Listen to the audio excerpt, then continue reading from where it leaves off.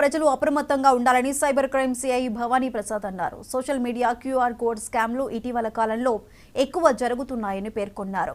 Cyber నేరగాళ్లు అమాయకుల నుంచి లక్షలు కాజేస్తున్నారని స్పష్టం చేశారు. విశాఖలో సైబర్ క్రైమ్ పోలీస్ స్టేషన్లో సిఐ భవానీ ప్రసాద్ మీడియా సమావేశం నిర్వహించారు.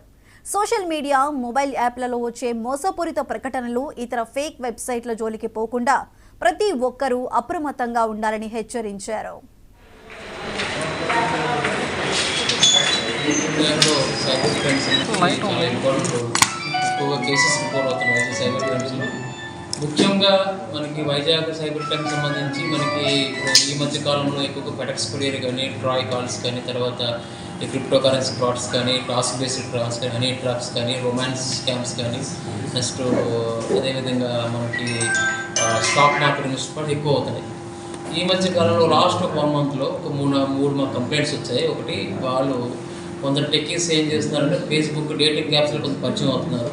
పరిచయం అయిన తర్వాత వాళ్ళని లవర్స్కి పెళ్లి చేసుకుని నమ్మించి రొమాన్స్ స్కామ్స్, రొమాన్స్ లాగా వాళ్ళు స్టార్ట్ చేసుకుని బాగా బీ ఫ్రెండ్ అయ్యి తర్వాత సబ్సిక్వెంట్గా పెళ్లి చేసుకుంటాం అని చెప్పేసి వాళ్ళు ఏం చేస్తారంటే ఇన్స్టాగ్రామ్ పరిచయం ఒక ఫేక్ ఫోటో పెడతారు, అందమైన అమ్మాయి ఫోటో పెడతారు.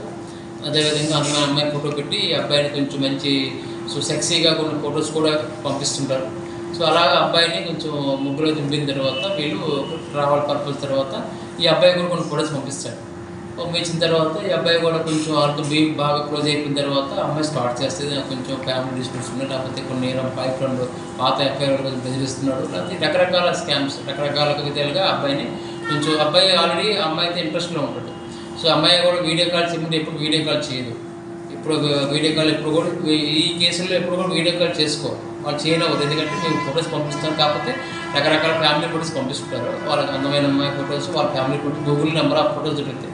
పంపించినప్పుడు వీళ్ళు ఏం చేస్తారంటే, సో వీళ్ళు ఈ అబ్బాయి చాలాసార్లు ట్రై చేశాడు మాట్లాడదామని, కానీ అబ్బాయి వెళ్ళలేదు. ఫస్ట్ ఒక కేసులో ఒక ఆయన సాఫ్ట్వేర్ ఇంజనీరు. సో అబ్బాయి యాక్చువల్గా డైవర్స్, యాక్చువల్గా సమ్ భార్యతో విడిపోయి ఉన్నాడు. సో వీడు ఇది మన మ్యాట్రిమోనియల్ సైట్లో ఒక అమ్మాయితో పరిచయం అయ్యాడు.